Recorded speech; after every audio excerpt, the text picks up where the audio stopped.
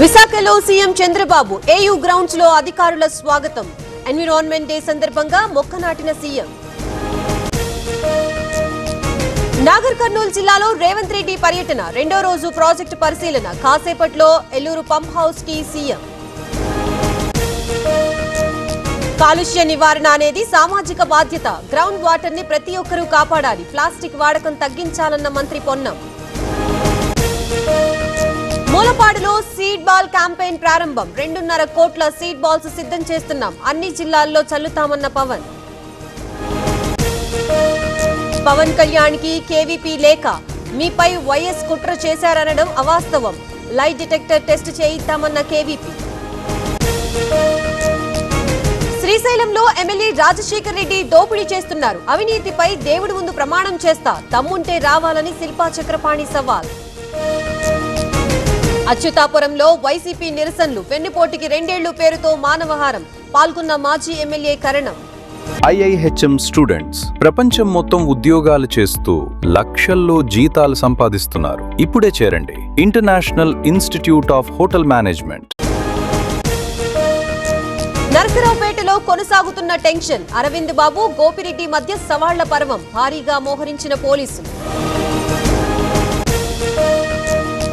హైదరాబాద్ సీతారాంబాగ్ లో కల్తీ చాక్లెట్ల దందా. గడువు ముగిసిన పదార్థాలతో తయారీ. ఓ వ్యక్తిని అరెస్ట్ చేసిన పోలీసులు. ఖమ్మం జిల్లాలో దొంగల బీభత్సం. పెనుబల్లి, వేన్సూరు మండలాల్లో వరుస చోరీలు. భారీగా బంగారం, నగదు అపహరణ. వికారాబాద్ పుట్టాపహడ్లో చోరీ. ఇంట్లోకి చొరబడ్డ దొంగలు. చిన్నారిని కత్తితో బెదిరించి నగలు దోపిడీ. లాసెట్ లో మావోయిస్టు మాజీ నేతకి 349వ ర్యాంక్. 57 మార్కులు సాధించిన దేవ్జీ. ఫిబ్రవరిలో లొంగిపోయిన మాజీ మావోయిస్ట్. సత్యసాయి జిల్లా కదిరిలో బైక్ రేసింగ్లు. 4 యువకులపై కేసు నమోదు. మరో 25 మంది కోసం పోలీసు గాలింపు. 2 రోజుల్లో ఏపీలోకి నైరుతి రుతుపవనాలు. రాయలసీమ, దక్షిణ కోస్తాలోని పలు ప్రాంతాలకి విస్తరణ. ఉపరితల ఆవర్తనం ప్రభావంతో పలు చోట్ల వర్షాలు. కామారెడ్డి జిల్లాలో కురిసిన భారీ వర్షం. కొట్టుకుపోయిన ఆరబెట్టిన ధాన్యం. తీవ్రంగా నష్టపోయిన రైతులు. తిరుమలలో పెరిగిన భక్తుల రద్దీ. శ్రీవారి సర్వదర్శనానికి 24 గంటల సమయం. 31 కంపార్ట్మెంట్లలో వేచి ఉన్న భక్తులు.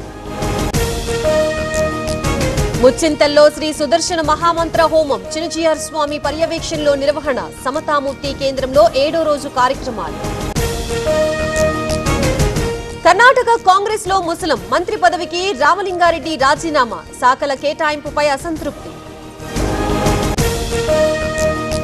నేను పదవుల్ని ఆశించలేదు. సిద్ధరామయ్య, డీకే కేబినెట్ లో పదవులు కోరలేదు. మాట తప్పినందుకే రిజైన్ చేశానన్న రామలింగారెడ్డి. ఆర్బీఐ ద్రవ్య పరిమితి విధాన సమీక్ష. ఆర్బీఐ వడ్డీ రేట్లు యథాతథం. Repo rate 5.25% యథాతథం.